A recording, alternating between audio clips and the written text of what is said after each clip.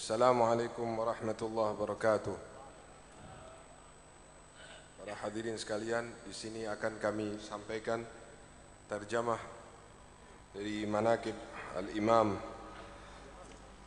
Al-Qutb Al-Habib Abu Bakar bin Muhammad As-Saggaf yang tadi telah dibacakan dan beberapa hal yang perlu kita sampaikan. Bismillahirrahmanirrahim. Segala puji bagi Allah, Zat yang telah menganugerahi suatu kelompok manusia dengan hikmahnya. Mereka adalah kelompok manusia pilihan yang telah dijadikan oleh Allah untuk menempatkan keutamaan dan rahmatnya, juga sebagai perbendaharaan ilmu dan pengetahuannya. Mereka adalah para manusia pilihan. Mereka adalah khalifatullah dan pengemban rahasia amanat Allah di atas muka bumi. Barang ini mereka dapatkan karena mereka telah bersungguh-sungguh mengikuti dengan sempurna jejak panutan dan pemimpin mereka yang agung, yakni Al-Imam Syafi'i Al-Akram Sayyidina Muhin dan Haqqul Yaqin, Sayyidina Al-Habib Al-Malad Al-Jamil Al-Awsaf Abi Bakar bin Muhammad As-Saggaf. Semoga Allah membasahi pusara beliau dengan hujan rahmatnya dan mengumpulkan kita semua di dalam surganya. Amin ya rabbal alamin. Al-Habib Abu Bakar merupakan pemimpin dan seorang qutbil fard. Al-Qutb termasuk jenjang tertinggi dalam kewalian, dan beliau merupakan seorang qutb yang tunggal. Nasab beliau selengkapnya adalah Abu Bakar bin Muhammad bin Umar Ibn Abi Bakar Ibn Imam Wadi Al-Ahqaf Al-Habib Umar bin Saggaf As-Saggaf. Nasab ini bersambung terus hingga kepada junjungan kita Nabi besar Muhammad sallallahu alaihi wasallam. Al-Habib Abu Bakar dilahirkan pada tahun 1285 Hijriah di kota Besuki, Jawa Timur. Dalam usia kanak-kanak, ayah beliau Al-Jalil Al-Habib Muhammad bin Umar wafat di kota Gresik. Walau sebagai anak yatim, namun beliau tumbuh dewasa dalam perhatian dan perlindungan yang sempurna. Sejak kecil telah tampak tanda-tanda kesalehan dan kebesaran wilayah serta kedudukan, sampai-sampai beliau mampu mengingat kejadian yang terjadi pada dirinya sendiri di saat usia 3 tahun. Kesemuanya ini menunjukkan kemurnian ruh serta kesiapan beliau untuk menerima limpahan anugerah dan futuh dari Allah Subhanahu wa taala. Pada usia sekitar 8 tahun, atas permintaan nenek dari ibunya, seorang wanita salihah al-afifah, Fatimah binti Abdullah Allan, Al-Habib Abu Bakar pergi ke Hadramaut ditemani oleh Al-Mukarram Syekh Muhammad Bazmul. Sesampainya di Sewun, sebuah kota di Hadramaut, beliau disambut di pintu masuk kota oleh paman sekaligus guru beliau, Al-Allamatul Abar Al-Habib Abdullah bin Umar beserta segenap keluarga dan sanak famili. Adapun tempat yang menjadi tujuan utama Al-Habib Abu Bakar di Sewun adalah Al-Arif Billah Syekh bin Umar bin Saggaf, seorang ulama terkenal di zamannya. Sewaktu bertemu dengan Al-Habib Syekh, beliau Al-Habib Abu Bakar diletakkan di atas pangkuannya dan disambut dengan tangisan karena luapan kegembiraan. Ini semua karena beliau Al-Habib Syekh mampu melihat tanda-tanda wilayah dan kesalehan yang memancar dari wajah seorang anak Al-Habib Abu Bakar. Sebagaimana yang disebutkan dalam syair, hati para arifin mempunyai mata yang mampu untuk melihat apa saja yang tidak mampu dilihat oleh orang yang lain biasa. Sejak pertemuan di atas, perhatian Al-Habib Syekh tercurahkan pada beliau, sehingga dalam waktu singkat tarbiyah serta pendidikan yang diberikan telah nampak hasilnya. Pada saat bersamaan, beliau Sayyidi Al-Habib Abu Bakar juga mempelajari dan menelaah ilmu fikih dan tasawuf dari paman beliau sendiri, Al-Habib Abdullah bin Umar. Bahkan lebih dari itu, beliau bukan hanya mendapatkan pelajaran secara teori, namun praktek secara langsung, karena dalam usia tersebut beliau Sayyidi Al-Habib Abu Bakar telah rutin dibangunkan malam untuk melaksanakan sholat tahajud bersama. Selain dari kedua guru di atas, Al-Habib Abu Bakar juga berguru kepada ulama terkenal di masa itu. Salah seorang guru terbesar beliau sekaligus sebagai Syekhun Nazar, Al-Imam Al-Arif Billah Al-Qutub Sayyidi Al-Habib Ali bin Muhammad Al-Habsyi. Perhatian Al-Habib Ali ini telah tercurahkan sejak Al-Habib Abu Bakar masih di Indonesia. Sebelum berangkat ke Hadramaut, Al-Habib Ali telah menerangkan kepada salah seorang muridnya dengan berkata, "Lihatlah mereka, 3 dari aulia Allah yang nama mereka sama, hal mereka sama, dan maqam mereka juga sama. Adapun yang pertama telah berada di alam barzakh, yaitu Al-Habib Qutbul Mala Abu Bakar bin Abdullah Al-Idrus. Sedang yang kedua engkau telah melihatnya di masa kecilmu, yaitu guru Al-Habib Ali sendiri, Al-Habib Al-Ghawth Abu Bakar bin Abdullah Al-Attas. Dan yang ketiga engkau akan melihat di akhir usiamu. Di akhir usia orang tersebut, ia pernah bermimpi melihat Rasulullah SAW sebanyak 5 kali dan 5 malam secara berturut-turut.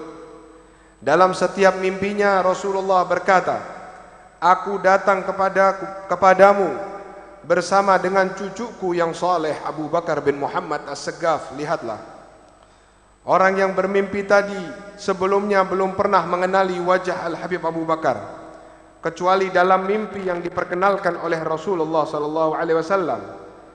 Hingga sewaktu bertemu dengan Al-Habib Abu Bakar, beliau teringat dengan ucapan Al-Habib Ali yang menerangkan bahwa di akhir usianya ia akan bertemu dengan wali yang ketiga yang mempunyai nama, hal, dan maqam yang sama. Dan benar juga adanya, sebagaimana yang telah dikatakan oleh Al-Habib Ali, tak lama kemudian orang yang bermimpi tadi meninggal dunia. Hadirin yang dimuliakan oleh Allah, Al-Habib Abu Bakar mendapatkan perhatian khusus dari guru beliau Al-Habib Ali, sampai-sampai Al-Habib Ali meminangkan sendiri, mengawinkan dan membiayai perkawinan beliau di kota Sewon. Saat dilihat kemampuan beliau telah mencukupi, Al-Habib Ali memerintahkan untuk mengajar dan menyebarkan ilmu di kota Al-Hazm. Selain kepada Al-Habib Ali, sebagai Syekhut Tarbiyah beliau adalah Al-Habib Al-Allamah Al-Abar Al-Habib Abdullah bin Umar. Sedangkan dalam bersuluk, beliau berguru kepada Al-Imam Al-Qutbul Makin Al-Habib Muhammad bin Idrus Al-Habsyi. Dan sebagai Syekhul Fatah, guru pembuka beliau Al-Wali Al-Mukashif Al-Habib Abdul Qadir bin Ahmad bin Qutban.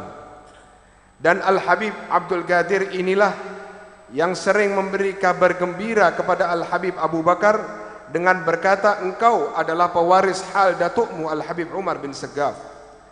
Selain dari para ulama dan aulia di atas, Al-Habib Abu Bakar juga berguru, mendapat ijazah dan ilbas dari para aulia ulama di kota Tarim. Di antaranya beliau mengambil dari Al-Habib Muhammad bin Ali Al-Habsyi, juga mengambil kepada Al-Habib Ahmad bin Hasan Al-Attas, Al-Habib Syekh bin Idrus Al-Idrus, Al-Habib Idrus bin Umar Al-Habsyi, dan Al-Habib Abdurrahman Al-Masyhur, dan lain sebagainya. Semoga Allah Subhanahu wa ta'ala meridai mereka dan barakah itu turun kepada kita semua. Amin ya rabbal alamin. Hadirin yang dimuliakan Allah, pada tahun 1302 Hijriah, dalam usia sekitar 17 tahun, Al-Habib Abu Bakar kembali ke Indonesia bersama dengan Al-Habib Alwi bin Saggaf As-Saggaf dan tinggal di Besuki. 3 tahun kemudian beliau pindah ke kota Gresik. Saat itu beliau masih terus melanjutkan mencari ilmu dan ijazah dari para aulia yang ada di Indonesia. Di antaranya kepada Al-Habib Abdullah bin Muhsin Al-Attas, kepada juga Al-Habib Ahmad bin Abdullah bin Talib Al-Attas, kepada Al-Habib Abu Bakar bin Umar bin Yahya, kepada Al-Habib Ahmad bin Muhsin Al-Haddad, dan juga kepada Al-Habib Abdullah bin Ali Al-Haddad, serta kepada Al-Habib Muhammad bin Ahmad Al-Muhdar, dan lain sebagainya. Hadirin yang dimuliakan oleh Allah, pada hari Jumat di tahun 1305 Hijriah, saat khatib sedang di atas mimbar, beliau mendapatkan izin Rabbani dan lintasan hati rohani untuk mengasingkan diri dari manusia, yaitu uzlah. Maka saat itu beliau kembali dari Masjid Jami' ke rumahnya untuk melakukan uzlah atau khalwah tersebut.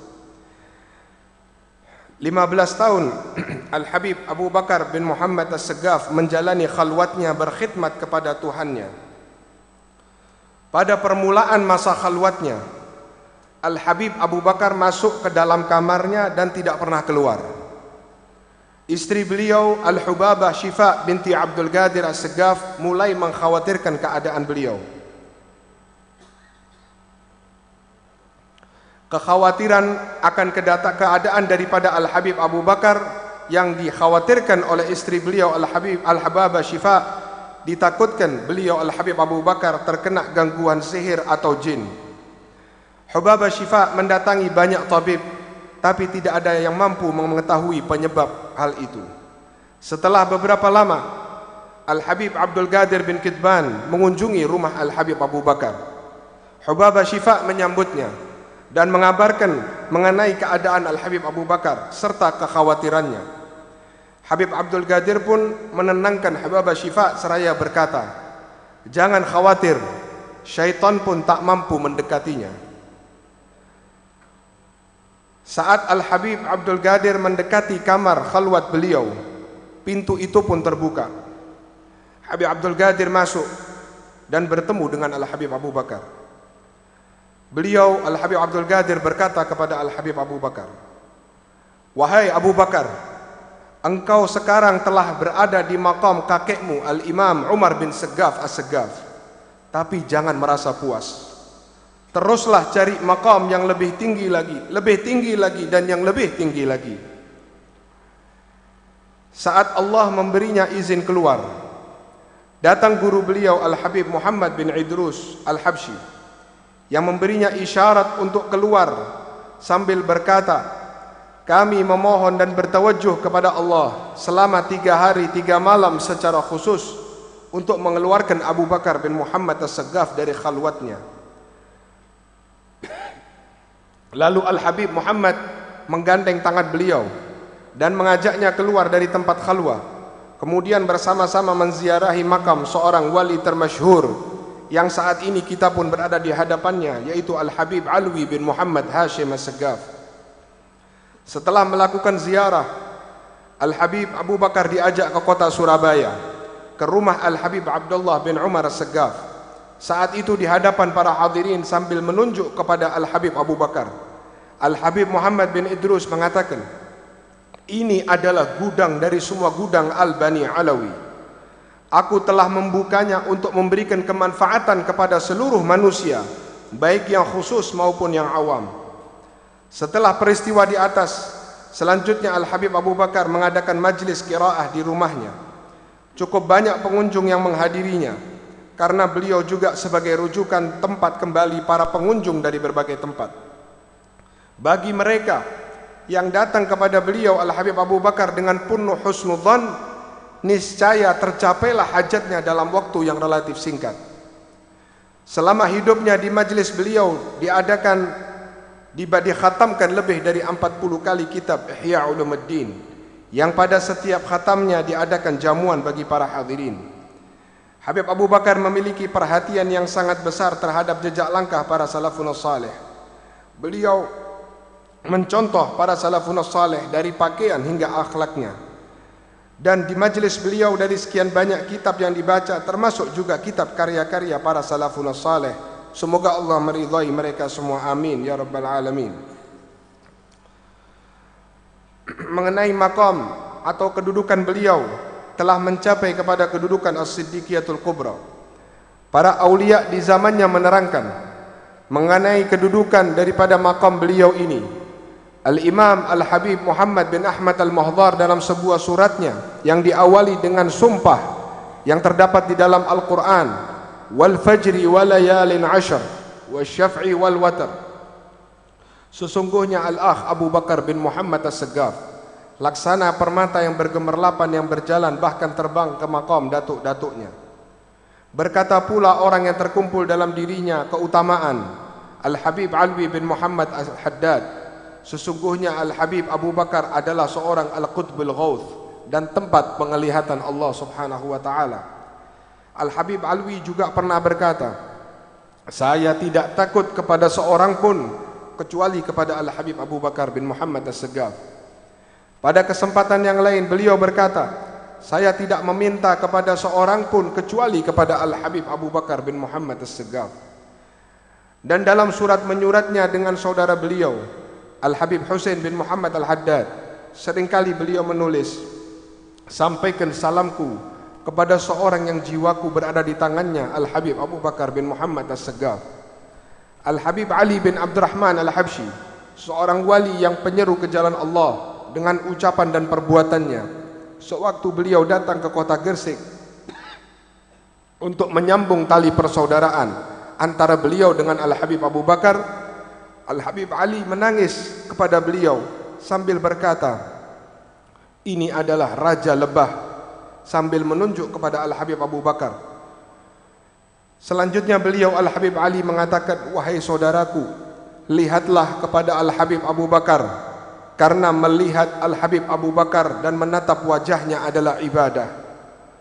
Al-Habib Husain bin Muhammad Al-Haddad yang juga seorang panutan kaum arifin berkata, sesungguhnya Al-Habib Abu Bakar adalah seorang khalifah yang telah berada di maqam tingkat maqam syuhud, yang dapat menyaksikan hakikat dari segala sesuatu. Dan pantas apabila dijuluki sebagaimana difirmankan oleh Allah, in huwa illa abdun an'amna alaih. Kesemuanya ini membuktikan keluhuran dan ketinggian maqam seorang yang pernah bertemu dengan Rasul dalam keadaan terjaga. Beliau sendiri, Al-Habib Abu Bakar, pernah berkata, telah datang dan masuk kepadaku Rasulullah SAW sedang aku dalam keadaan terjaga. Aku menciumnya dan Rasulullah pun memelukku. Para arifin berkata bahwa maqam dapat bertemu dengan Rasulullah dalam keadaan terjaga merupakan makam yang mengungguli makam-makam yang lain. Kesemuanya ini merupakan hasil dari meneladani sunnah Rasulullah SAW dan kesempurnaan istiqamah yang merupakan puncak karamah. Dalam keadaan tertentu pernah pula beliau berkata, aku adalah ahlul dark. Siapa yang memohon pertolongan Allah melalui aku, maka aku akan menolongnya. Dan barang siapa yang berada dalam suatu kesusahan lalu memanggil-manggil namaku, maka aku akan datang kepadanya dengan izin Allah. Hadirin, termasuk bagian dari kalam beliau Al-Habib Abu Bakar adalah kami mendapatkan isyarat untuk membaca satu salawat Nabi SAW, dan kami akan mengijazahkan salawat itu kepada kalian. Lantas beliau Al-Habib Abu Bakar mengijazahkan bacaan salawat tersebut kepada hadirin. Salawat itu berbunyi, Allahumma salli ala Sayyidina Muhammadin qamaril wujud fi hadzal yawm wa fi kulli yawm wa fil yawmil maw'ud sirran wa jahra fid dunya wal ukhra wa ala alihi wa sahbihi wa sallim. Ya Allah, limpahkanlah salawat kepada Nabi Muhammad yang merupakan purnama semesta alam di hari ini, di setiap hari dan juga sampai hari kiamat yang telah engkau janjikan. Limpahkanlah baik secara rahasia maupun terang-terangan, baik di dunia maupun di akhirat. Limpahkanlah pula salawat untuk keluarga dan para sahabat beliau, serta limpahkan pula salam kepada mereka semua. Dibaca setiap hari sebanyak 10 kali. Para hadirin pun menerima ijazah itu. Kemudian mereka memohon dengan sangat kepada Al-Habib Abu Bakar untuk menutup majlis dengan membaca tertib Fatihah yang mencakup semua. Beliau pun membaca tertib Fatihah dan menutupnya dengan membaca doa kunut. Setelah itu hidangan disajikan untuk para hadirin. Mereka menyantapnya dan dengan mengharap keberkahan dari Al-Habib Abu Bakar. Semoga Allah memberikan manfaat kepada kami dengan keberkahan beliau dan mereka semua, amin. Pada kesempatan yang lain, di suatu majlis khusus bersama beliau radhiyallahu taala anhu, aku, yaitu Al-Habib Muhammad bin Hud As-Segaf, bertanya kepada beliau mengenai kapan sebaiknya salawat itu dibaca. Al-Habib Abu Bakar menjawab, boleh dibaca kapan saja, terserah kepada yang membaca salawat. Tetapi beliau memberikan isyarat, bahwa beliau Al-Habib Abu Bakar sendiri membaca salawat itu setelah salat subuh dengan dimulai membaca Bismillahirrahmanirrahim, Alhamdulillahi Rabbil Alamin, Innallaha wa malaikatahu yusalluna 'alan nabi, ya ayyuhalladzina amanu sallu 'alaihi wa sallimu taslima, dibaca 1 kali. Kemudian membaca salawat qamariyah di atas sebanyak 10 kali. Aku Al-Habib Muhammad bin Hud As-Segaf telah memintakan kepada beliau ijazah salawat tersebut bagi pembaca kitab Majmu' ini, juga bagi pendengar dan penulisnya. Beliau pun memberikan ijazah untuk semuanya. Kemudian beliau mengabarkan bahwasanya salawat ini memiliki manfaat dan keistimewaan serta faedah yang banyak sekali. Di antaranya dapat menjadi penjaga dari kesihir. Faedah ini diberitakan oleh malaikat Jibril alaihissalam kepada Nabi Muhammad sallallahu alaihi wasallam. Telah banyak kabar gembira yang datang mengenai salawat ini. Beliau memerintahkan aku, yaitu Al-Habib Muhammad bin Hud, untuk menuliskan bersama banyak kabar gembira lain yang tertulis di dalam kitab Majmu' Al-Mubasyirat, kumpulan kabar-kabar gembira yang berada di sisi beliau. Di hari-hari akhir menjelang wafatnya beliau sering berkata, aku gembira untuk berjumpa dengan Allah. Beliau sebelum masuk kepada masa wafatnya menahan diri dari makan dan minum selama 15 hari. Namun dalam menjalankan kewajiban seperti wudu dan salat beliau dilakukan seperti biasa. Di saat-saat akhir menjelang ajalnya, beliau nampak gembira dan menyambut panggilan Allah, dan Allah pun gembira berjumpa dengannya. Al-Habib Abu Bakar meninggal dalam keadaan ridha dan diridhai pada malam Senin tanggal 17 Dzulhijjah 1376 Hijriah dalam usia 91 tahun. Semoga barokahnya dilimpahkan kepada kita semua, amin amin ya rabbal alamin. Hadirin yang dimuliakan oleh Allah Subhanahu wa taala, inilah manaqib kehidupan Al-Habib Abu Bakar yang baru yang telah kita dengarkan, laksana kaca bagi kehidupan kita sekarang ini, kehidupan yang penuh dengan saat ini dalam bentuk kebingungan dan ketidakpastian. Bagaimana tidak jika kita membaca manaqib kehidupan para salaf, andai kata kita bandingkan dengan kehidupan kita saat ini, mungkin hanya sedikit persen yang bisa kita jalankan. Hal ini bisa terjadi karena kita memang tidak banyak tahu atau tidak mau tahu dengan tapak-tapak salaf dan ajdad dalam menjalani kehidupan di bumi Allah, karena memang tidak memiliki pandangan lain yang menurut kita lebih baik dari cara hidup salaf kita. Ingat hadirin, salaf Alawiyin mencetak tinta emas sejarah perjuangan syariat kakek mereka menjadi mulia dan membanggakan, bukan dengan harta, bukan dengan jabatan, bukan dengan urusan-urusan keduniaan, tapi mereka menjadi panutan dan buah bibir umat di dunia ini karena kehidupan mereka yang menakjubkan dan menapaki jalan kakek mereka Nabi Muhammad SAW. Sehingga wajib bagi kita untuk memperjuangkan secara total tata cara kehidupan salaf kita, cara kehidupan Al-Imam Al-Mugaddam, cara kehidupan Al-Imam As-Segaf, cara kehidupan Al-Habib Abu Bakar bin Muhammad As-Segaf. Jangan terbetik sedikit pun di dalam hati kita, wahai para penerus generasi salaf Alawiyin, bahwa cara hidup datuk-datukmu adalah cara hidup yang ketinggalan zaman atau tidak sesuai dengan waktu.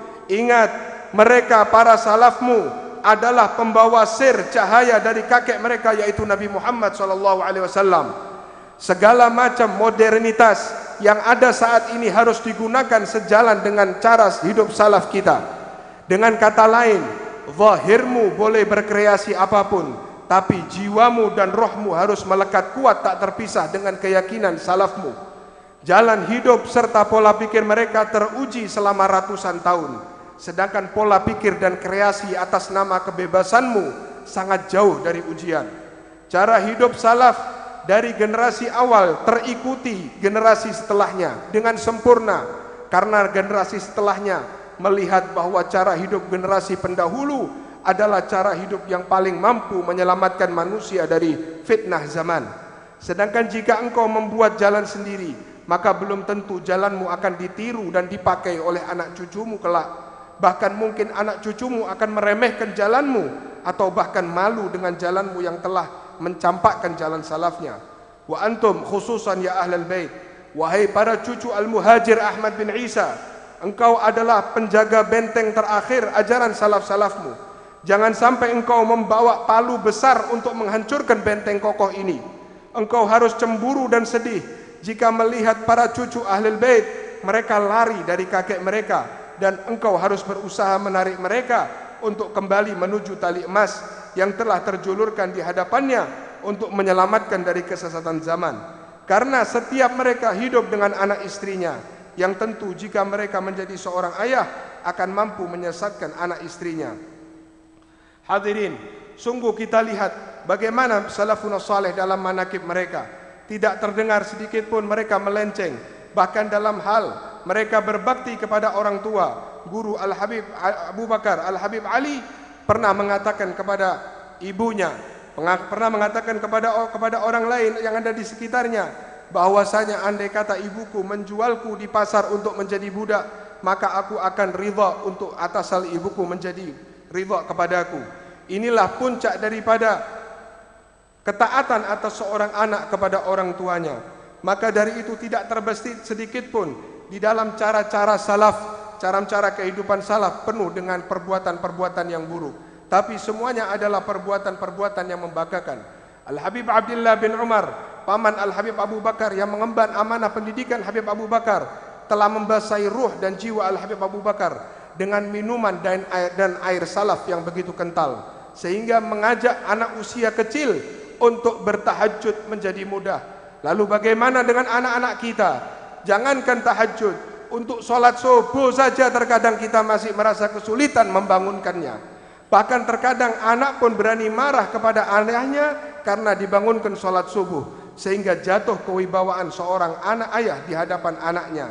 Maka dari itu, jalan satu-satunya adalah berpegang teguh. Begitu pula tidak kalah penting adalah keadaan istri kita. Istri-istri kita akibat jahilnya seorang laki-laki dari jalan salafnya, sehingga tidak mengetahui hak-hak istrinya, sehingga jatuhlah martabat suami di hadapan istri tersebut. Bahkan karena terlalu jatuhnya martabat itu, maka sang suami tidak mampu lagi mengatur istrinya. Hal ini karena istri tersebut tidak memiliki guru dalam kehidupannya, kecuali yang didapati sebagai guru-gurunya adalah para pemuja dunia. Para wanita-wanita tersebut menjadikan sinetron dan drama adalah referensi kebenaran mereka, dan akhirnya kehidupan keluarga tersebut dalam cengkraman pola hidup sinetron dikarenakan sang istri membuat pola kehidupan sendiri. Sungguh wanita memiliki hak dalam mendapati ilmu, wahai para suami. Wanita memiliki hak untuk mendapatkan contoh baik dimanapun, dan contoh terbaik ada pada jalan lain tidak lain yaitu Nabi Muhammad SAW. Contoh terbaik adalah para salafun saleh. Contoh terbaik adalah para imam yang saat ini kita ada di hadapannya. Idza tarakal huquq ja'al uquq. Jika engkau meninggalkan hak-hak mereka, maka kedurhakaan akan datang kepada kalian. Maka dari itu, ingatlah wahai para hadirin sekalian, sungguh ini menjadi perhatian kita semua. Kita sedikit lengah, maka akan mudah bagi anggota keluarga diterkam oleh fitnah pemikiran zaman. Jadikan thariqah salaf kehidupan adalah hidangan sehari-hari di keluarga kita. Jangan sampai anak dan istri kita malah menabuh genderang perang dengan Tuhannya. Bagaimana disebut dengan menabuh genderang perang? Karena mereka meninggalkan salat, mereka risih dengan Ramadan, mereka menjadi alergi dengan majelis ilmu. Istri keluar dengan membuka auratnya, sedangkan suami merasa aman dengan keadaan dirinya. Salaf kita menjadi mulia dan sampai pada derajat tinggi, serta namanya selalu disebut dan didambakan oleh generasi setelahnya karena mereka berpegang teguh dengan hal itu. Di mana mereka mendapatkan pendidikan? Mereka bukan mendapatkan pendidikan dari universitas atau yang lainnya, tapi pendidikan yang didapatkan dari ayah ibunya lah yang menjadi pondasi kokoh bagi mereka. Maka dari itu marilah kita berdoa kepada Allah Subhanahu wa taala agar Allah merubah keadaan kita, keluarga kita, anak kita, istri kita. Ya Allah, berilah semangat dan kesadaran kepada kami yang sedang hadir di hadapan kekasih-Mu untuk menjadikan mereka kekasih-Mu contoh dalam kehidupan kami.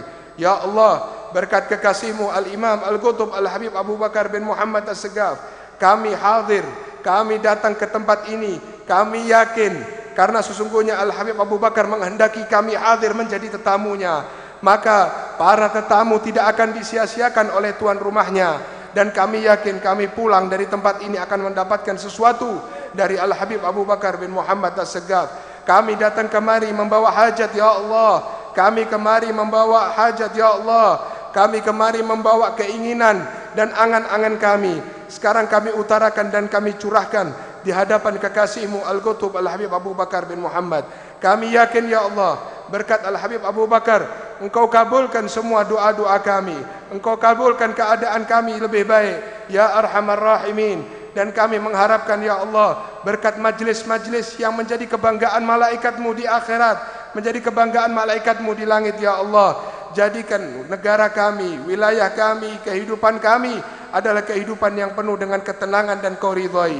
Berilah ketenteraman kepada negara ini ya Allah. Sesungguhnya negara ini banyak wali-walimu, kekasih-kekasihmu hidup di tanah ini ya Allah. Banyak para dzurriyyah keturunan nabimu Nabi Muhammad SAW hidup di tempat ini ya Allah. Jagalah negara kami, negara Indonesia.